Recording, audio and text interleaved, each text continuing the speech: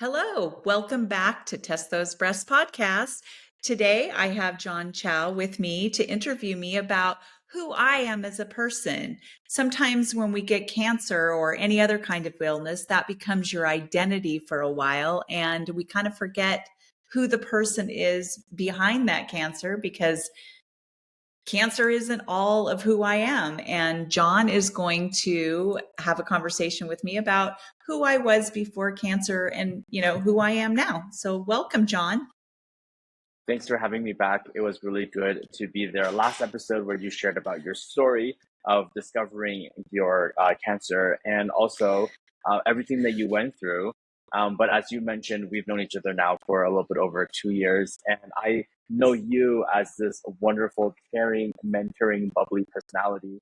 So I think it'd be really fun for everybody who's listening to go all the way back and find out a little bit about who you were when you were little and what kind of maybe what your childhood was like. Who are you? Were you always this kind of a warm, friendly person as a kid?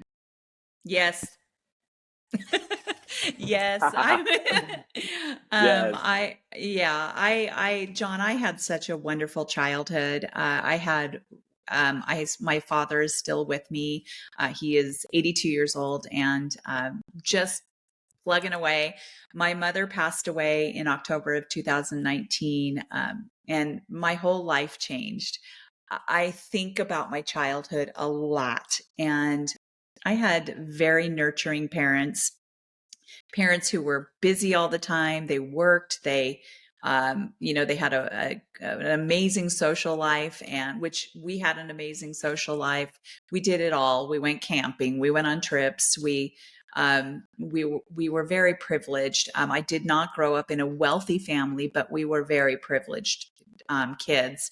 We went to good schools, and I just there's so much nostalgia in my childhood. Not really any trauma per se, and so everything was just really great in our family. And so Mm, I can't really say anything bad about my childhood. I was always happy. I have two brothers. I'm the middle child, and just I just had such a wonderful childhood, and I was always an extrovert. I had lots of friends. I had a lot of emotions. I had a lot of intuition.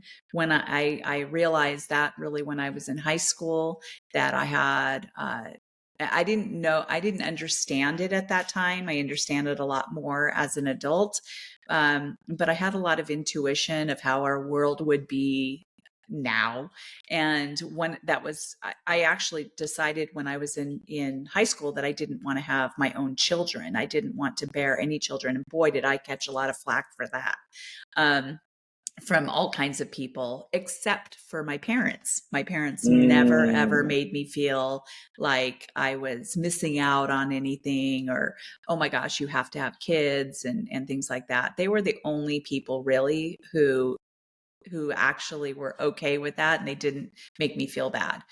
My mm, parents let us do um, a lot of things when we were kids because they wanted us to experience different perspectives. They wanted us to experience, like, if I wanted to go to church with my friend, they let me go.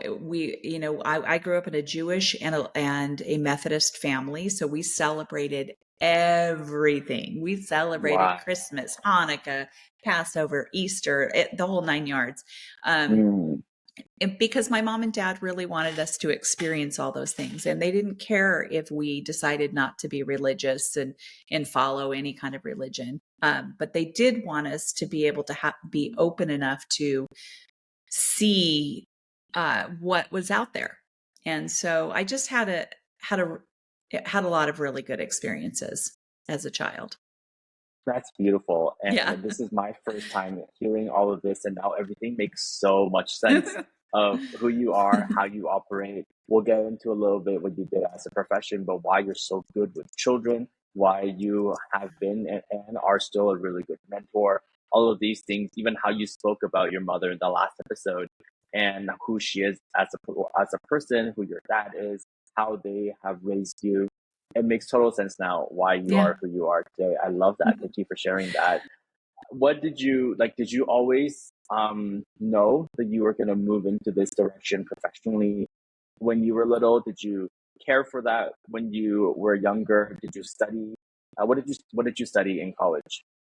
It really is funny now that I think about that. When we were kids, when I was in elementary school, I had some really good friends down the street. They were one was my very best friend, and we used to I used to bring my Barbies down to her house, and she had a younger sister, and we all are in touch even today. And we used to play school. Like we used to set up a desk. Well, because my best friend's mom was a teacher. And so I don't know if that's where it came from, but we used to play school. So sometimes I was the student and sometimes I was the teacher. So, um, but did I think that I wanted to be a teacher when I was younger like that? Maybe, but I don't remember. Like I wasn't so obsessed with something like some girls, well, even boys, I'm not, are obsessed with becoming a veterinarian. That was not me. I didn't know what I wanted to be, honestly. Um, Hmm. when I got out of high school, I went to airline school. And I just thought, because when I was in high school, I really didn't have those options, the options that kids have today. There are some schools where you go into the school. I worked at one of these schools where you go into the school and there are these different academies, whether it be culinary or engineering or medical or whatever.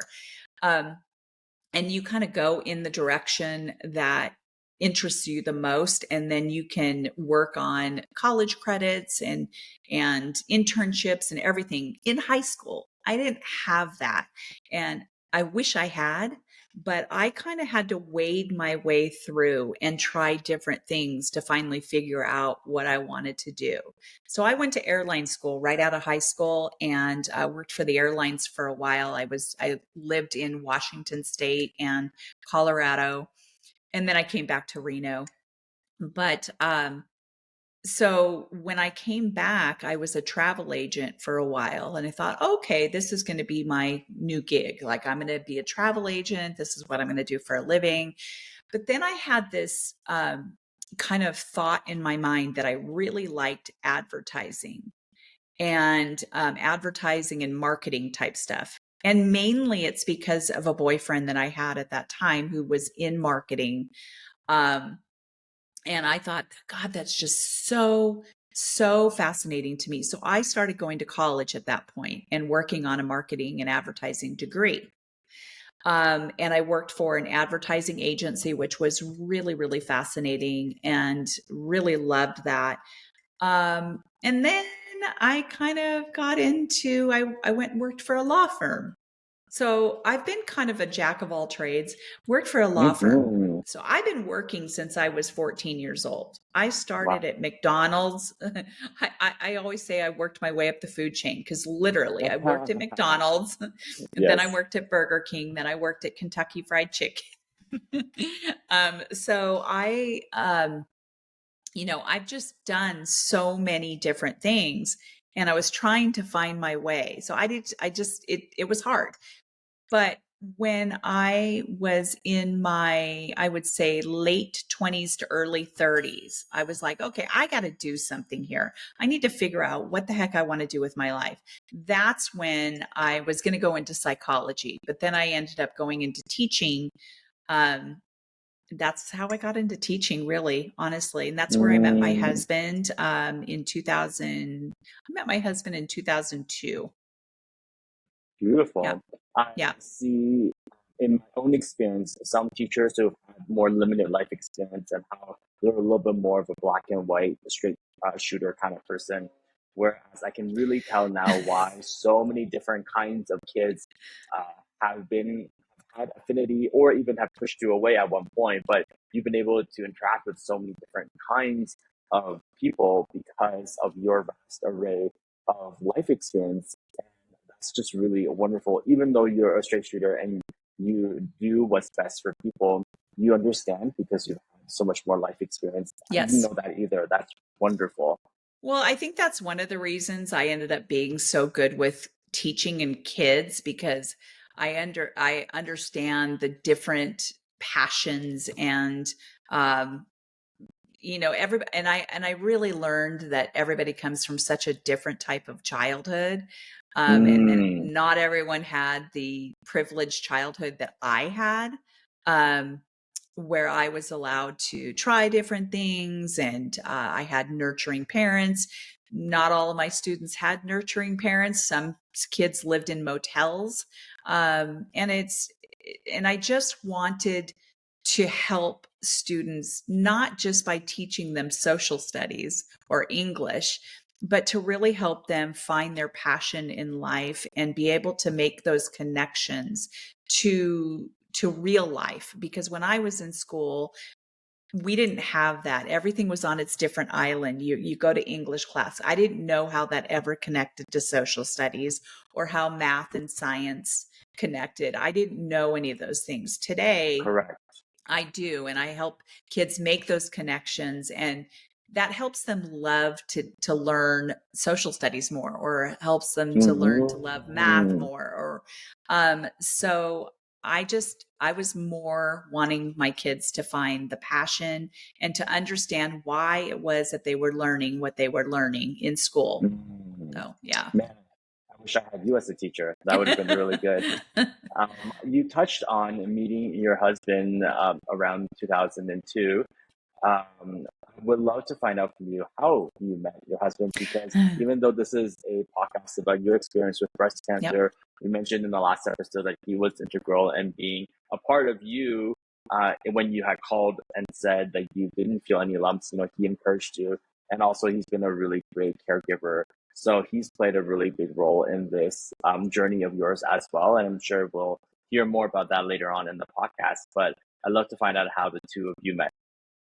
Yeah, he is.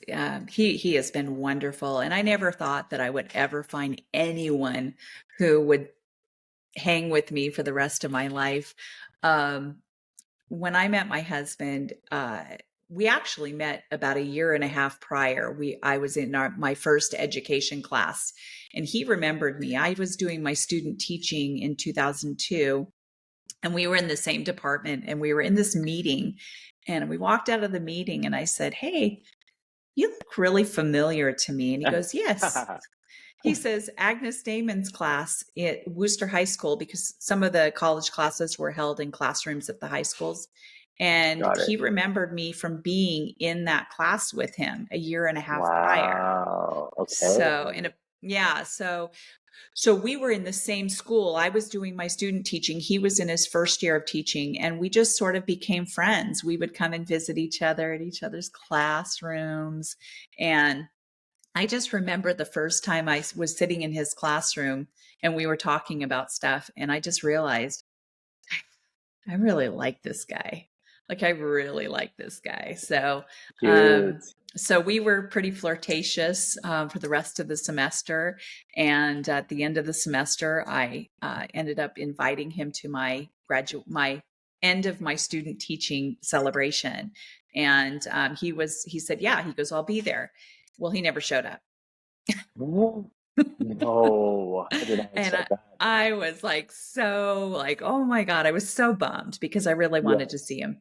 About a week later, he sends me an email, and I was substitute teaching at another school, and he said, "I am so sorry that I did not show up because my babysitter fell through. She totally fell through." And he said, would you like to go out on a date?" And so that Friday, we went on a date, and we've been pretty Beautiful. much inseparable ever since. It turned out, Mm, yeah, that his babysitter was someone in his family who didn't show up. And he was bummed too. But yes. but we had the best first date. We knew very quickly that we were pretty in tune with each other. I love it because Yeah. this is really a partnership. And it Yes. seems like from the get go, it felt very much like a partnership. And then it's continued on as a partnership Yep. throughout everything that you've been going through in your cancer story as well. Yes, and he has three kids, so I became they call me bonus mom. The kids were, I think one was 4 going on 5, one was 6 going on 7, and one was 10. So they're all in their late 20s to early 30s now. And Mm, we have a really good relationship. I absolutely adore my bonus kids. They're not I mean, I don't yes, have any kids, so they are my stepkids, but I call them my daughters and my son, and of course. just really amazing human beings. And so, yeah, my husband, when I first found out I had cancer, I was pretty upset. And I said, you didn't sign up for this. And then he goes, yes, I did. Oh, And I said, yeah, you're right. You did. mm, Because, through sickness and in health and things like that, I just didn't, yes. it didn't process to me that would be me, him taking care of Hmm. me, so, Correct. Yeah. And I know that not everybody listening to this podcast has a life partner per se. right. But I do think it is really good that when we are going through something hard, we tend to pull away from our Yep. loved ones, just like how you said you didn't sign up for this as a pulling away. Yep. But it was so wonderful for him to have pulled you in and say, yes, I did. So for anybody who's listening, who your loved one is going through a hard time, be like Jimmy's husband and pull them in because I think that's what they need the Yep. most at that time. Speaking of people who have pulled you in, you mentioned in the last episode about your mother and what a wonderful person she was and how you spoke about her in such a wonderful way. Can you tell us more about that and then just her passing and how that impacted you? So, yeah, um, in hindsight, I really believe that losing my mother, I was incredibly close to her. We were, we were just really close. She was very nurturing all my life. Um, so when she died in October of 2019, my life took a tailspin. It changed me dramatically, like a limb fell off, and or a couple. um, and my heart was so broken. I had a very difficult time. We had to go through the pandemic because this was right before the pandemic, and I was a product, or I don't know if you'd call it a product. I think it happened because of the crazy trauma and grief and stress that I had gone through, starting from when she died. Um, she died about a year later on Christmas 2020. My father-in-law passed away. It's my husband's stepfather, that we were very close to, died of COVID in the hospital. We couldn't see him at that time. They were allowed to have one person, so my mother-in-law was in there. Less than a year later, in October of 2021, my other father-in-law passed away. So we had three major family members pass away within, a couple of years, like just in that couple of years. That was rough. That I think I aged like 20 years. I felt like I did. Um, and it was very stressful. So, but I still talk to my mother. I have her ashes. I have a plan to do something with them. Beautiful. But I do reach out to her. I see her. I had dreams with her. I have significant numeric numbers that pop up on my phone all the time. One is my Mm, birthday, October 16. So I see 1016 all the time, which I had been seeing before that, before she died, for years. But then it got more and more frequent leading up to wow. her death, which was so weird. I even saw it on her phone the morning she died. So, but now I see 1006. So I see 1016 and 1006. 1006 is October 6th is when she died. So I see those on my phone all the Mm, time. So in my mind, she's visiting me. So she's yes. still with me. Beautiful. But yeah, yeah. So that stress and trauma, I don't I don't believe it was anything ate that gave me cancer. I did have somebody tell me that I ate too much soy, which turned out to be complete nonsense. That whole soy thing has been debunked a million times. And so I know that wasn't true.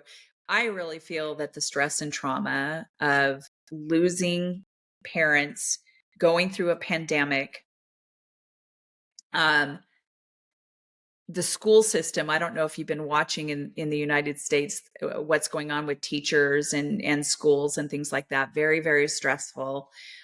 Leading up to my retirement, I really feel that all of that created this perfect storm, as my therapist friend in Australia, Eddie, would say. It created this perfect storm for cancer to strike my breast.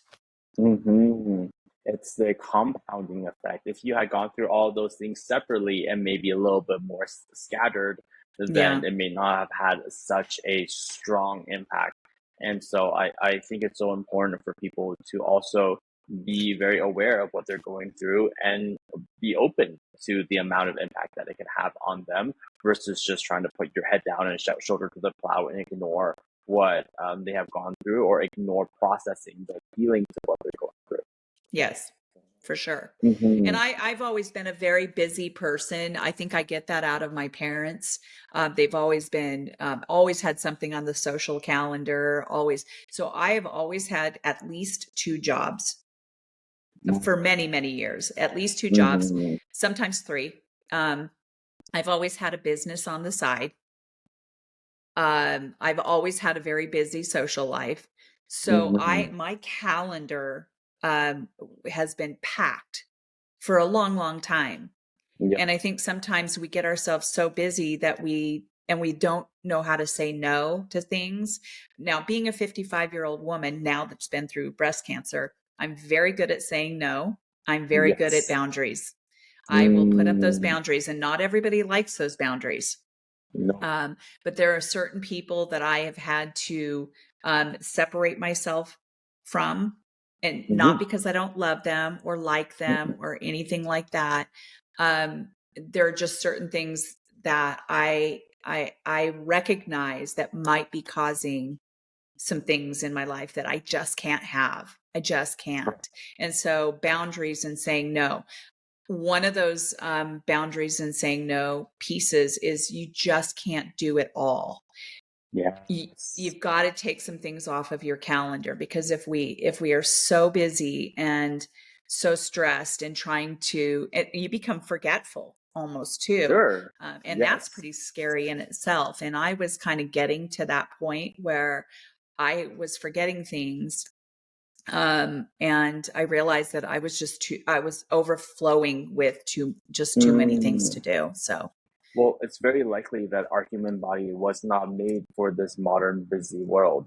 And yeah. our nervous system was not made for that. If we even just look back at, I don't know, 100 years ago or 50 years ago, people lived lives that were much slower, very different. They weren't on all the time. They weren't reachable all the time. And it Right. just seems like we are pinged every single moment. And that response, it affects the nervous system in a certain way. Right. I don't know how it is in Canada, but I know in some other countries, when a mother, somebody that's super important in your family dies, like a mother or father, Bereavement. uh, yeah, like some I know countries, that you take like 6 months to a year off or something like that. Um, I don't know. That's what I've heard. But here in the United States, there are some people who don't have any bereavement. Mhm. Some have maybe like 2 or 3 days. In the school district, I had 10 days. And we come to think about it, 10 days? 10 days. How do you go back to work after 10 days? How do you go back to work after 3 days or 2 days? Sure. And Exactly. so, people think that, oh yeah, so it's just, people die and then you just get back on the horse and go. And that's just, it's tragic actually. So yeah. Agreed. Yeah.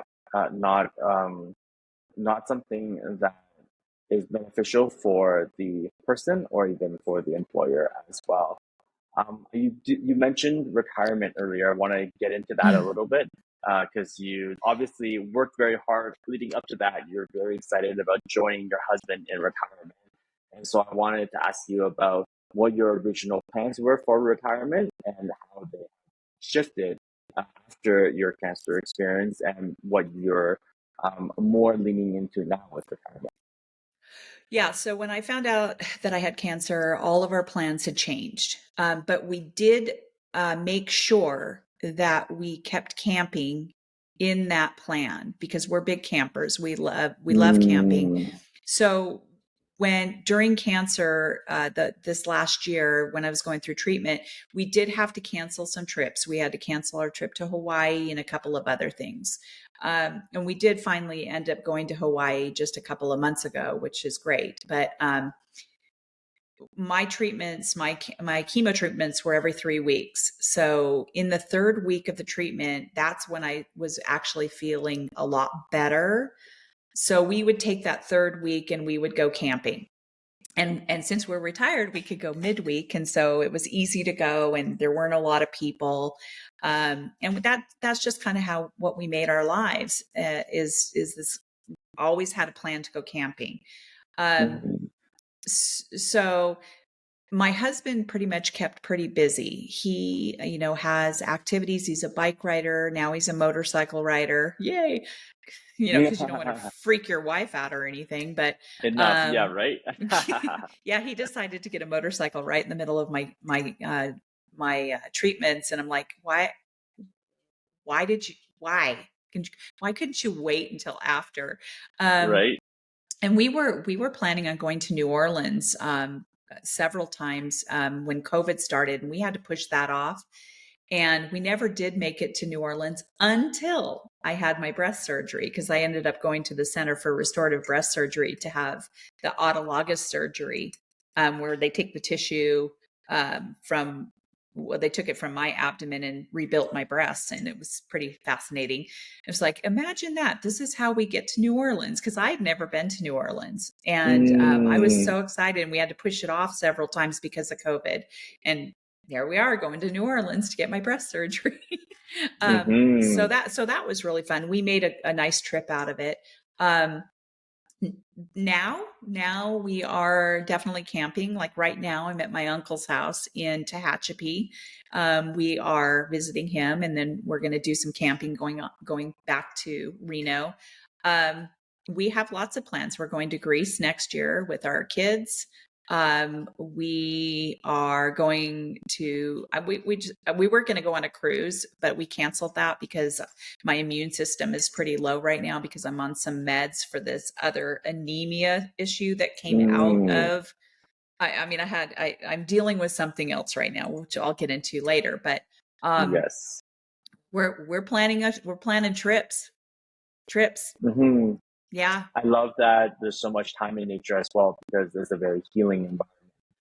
So overall, it seems like you haven't allowed your life to be stopped. And no, it's so good to see that this is the mentality that you really brought into your life of being active and sharing life with people. And, I think also your ability to have strict boundaries now allow for you to have a really enjoyable life, which makes yeah. a really big difference. I, I was oh, I gonna. was s- just going I, to I go was ahead. gonna say. I want to make it really clear too. I did not envision my life being the way it is right now. Like I didn't envision me being happy and healthy again. Um, One of the things that really got that actually came up in our therapist session. My husband and I go to therapy.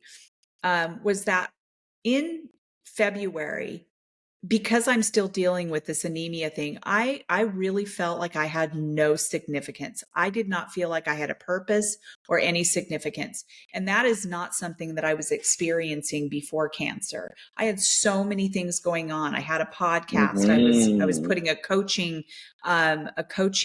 business together to help struggling teachers and pre-service teachers. So I had so Mm-hmm. many things going on, and on June 11th it just stopped. It stopped completely. So fast forward to February. just this past February, I had the realization that I didn't have a purpose. I didn't have any significance. I really felt like I was nothing. Like, what am I going to do with my life? That is where this podcast was born. And because now Mm, I do have a purpose. I want to help mhm. breast cancer survivors and people who are, even survivors, because we're not over it. I'm still healing, and there are, people don't just get over cancer and move. I mean, there's so much that goes into it, but I want to help people who have not gotten cancer yet, who are going through cancer, all the phases, just like people helped me. And anyway, so I just wanted to put that in there, that that things change, when you have a diagnosis like that, your whole entire perspective and your whole perspective just changes. Yes, yeah. And let's get into that. I think that's a really good way to wrap up this episode.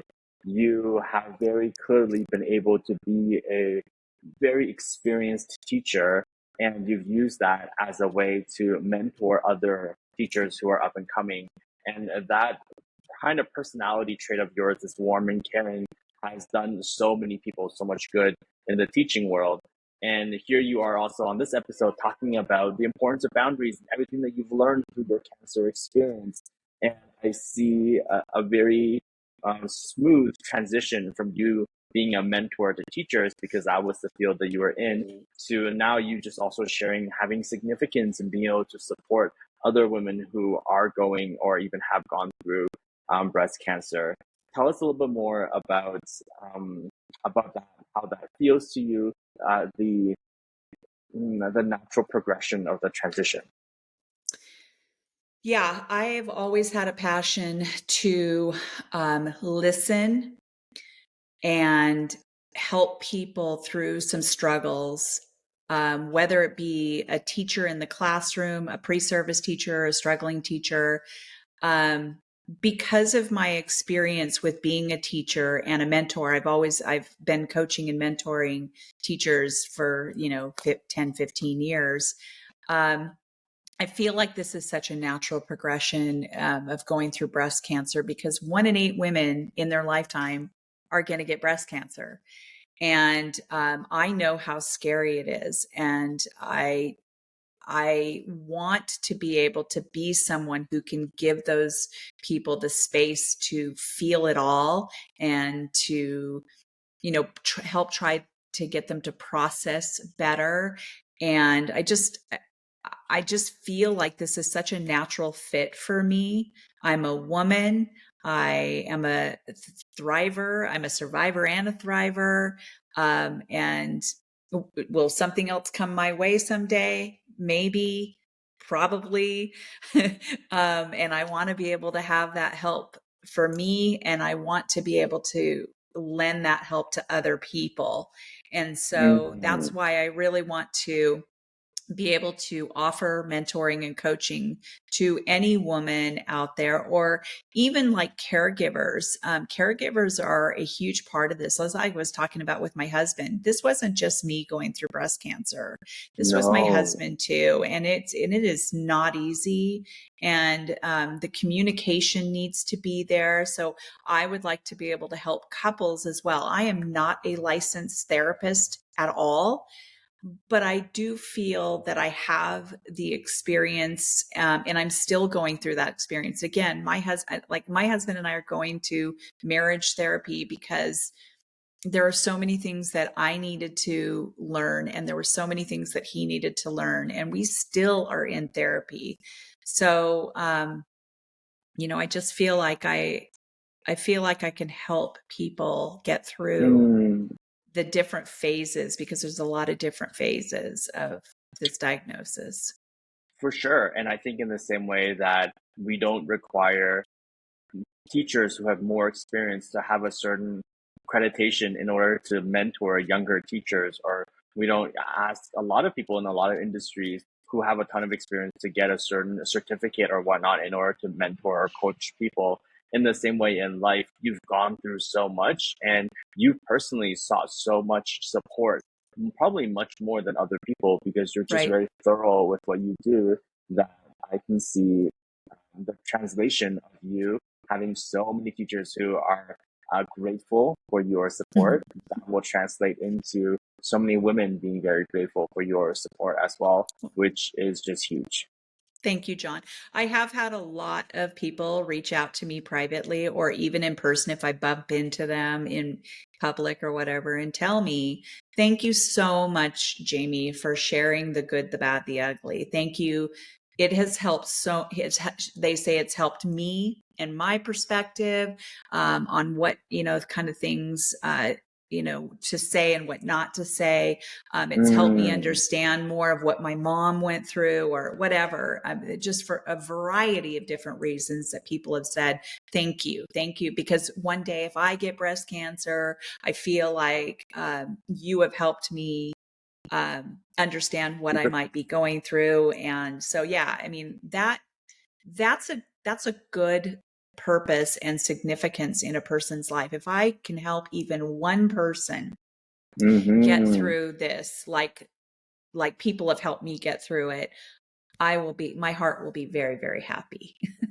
Well, everyone who's listening right now, Jamie is very humble. She didn't talk a lot about what she did in the education world, where she's had multiple students come back to her and say, "I didn't like you at the time because were really strict, or you." But because Jamie had their best interest in mind, she cared for them in a certain way, and they came back when they were older and said that you were the best teacher that they ever Oh, had. And yeah. so, there are just so many people that I know of who have experienced you and how you transformed their life, that I am very confident that going forward in this direction, you're going to change a lot of the lives of women, whether they get, they're going through breast cancer, or whether they have people in their lives who are going Yes. through breast cancer, or many men who may listen to this podcast and receive support from you as well. You are just a really wonderful person, and I'm so glad Thank you. your story is not just one of cancer, but your story is one of who you are. And you've gone through multiple lives, it felt like, before retirement. And it seems Yes. like now, after retirement, you're also going to go through multiple lives and also help multiple lives. I'm so glad that we got to talk about your story today. Me too. Yeah. Lots of reinventing myself many times. Thank you so much, Yes, John. I really appreciate your interviewing with me today. And I just really, really adore you. Thank you. it's my pleasure. And everyone, stay tuned. There's going to be so many great episodes coming up with people with a lot of experience, with a lot of professionals, and even with somebody who was able to help Jamie go through her experience as well. So this is not going to be a podcast that you're going to want to miss.